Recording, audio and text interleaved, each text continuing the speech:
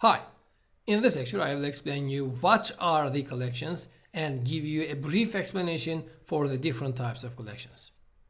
As we already learned that composite data types have two different types mainly, records and collections. We said that records are just like a row in our table, a box that has many variables in it, but with only one row. We already learned what are records and how to use them. But generally, we need to have multiple rows to do our work. Right that time, we use collections. In a record, we can reach the variables in it with writing their names, but there is no next one. What I mean is, let's say we have a record of an employee. We can reach to the name of the employee or the salary or the others. But what if we want to pass to the next employee? At that time, we need to create another record for the next one. What if we need 100 or 1,000? Should we create 1,000 records for that? Of course not. Or what if we need to get the employees from a table? In this time, we may not know the number of the employees. Can we do that with using only records? We cannot.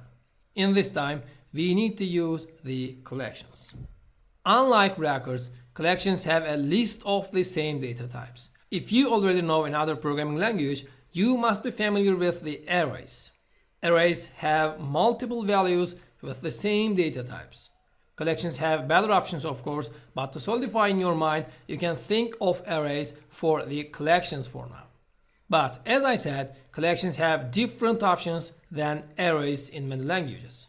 I mean, with collections, you can either store one type of data like character, date, etc., or store a record or another collection inside of a collection. Collections have three types mainly: nested tables, V-arrays, and associative arrays. They can have any type of PL/SQL variables, including composite data types. The collections can be considered as key value pairs. The key is a number or string values to specify the values. We can think of them as indexes. For example, let's think of the list of an employee. Let's say the employee IDs are the keys and the names are the values. We can reach the names with using the employee IDs, which means keys. We will see many examples about them. We said that we have three types of collections. They are very similar but with little differences. The differences are their key types and bounds. Actually, I explained a bit about this subject at the first lecture, but you will understand better now since you have learned the records. So let's explain them a bit one by one. Nested tables are lists that keys can have on the numbers starting from 1. Unlike other programming languages, PL/SQL collections start from 1. Besides, nested tables are unbounded. You can add as many rows as you wish. When you add 1, the key increases by 1. You cannot specify the key. It automatically increases. The second one is V-arrays.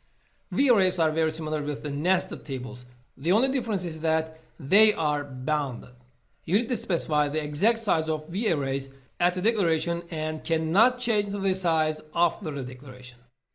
But be careful that they may take up some unused space. I mean, if you created a V-array size 100 of rows and you used only 80 of them, the space is still used as 100. So you used 20 values sized unnecessary space. So why should I use V-arrays while I can use nested tables instead? Sometimes we want the collections to have a certain bound because we send that object into a procedure or a function that is written by another programmer. We need to be sure that it will not cause some memory error in my program. So I simply sent V-arrays. But this is very rare usage. So you will not use V-arrays most of the times. You will use nested tables or associative arrays instead. But I needed to explain anyway. So the third type is associative arrays. This is the best, I think, because I can specify the value of the keys. Besides, the keys can be strings too. This is really useful and strong usage, and generally very suitable for a real-life usage, because most of the times keys are important for you. For example, Generally, you use identity numbers as the keys because they are unique and meaningful. So we use identity numbers in our collections. This collection type is also unbounded too.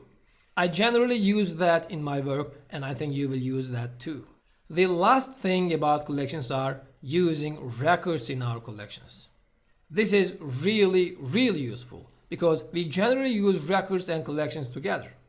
If I need to example it, we can think of a list of the employees. An employee has many information. We cannot create multiple collections for all the values. Instead, we use a record including all the information of the employee and store that record as one value inside of our collection. You will see many examples about that. For the last lecture of our composite data types lessons, you will learn how to use table operator to use all collection values in one step. So I think this is enough for the introduction. Next lectures you will see how to use them one by one. So this is the end of the lesson. See you in the next lessons.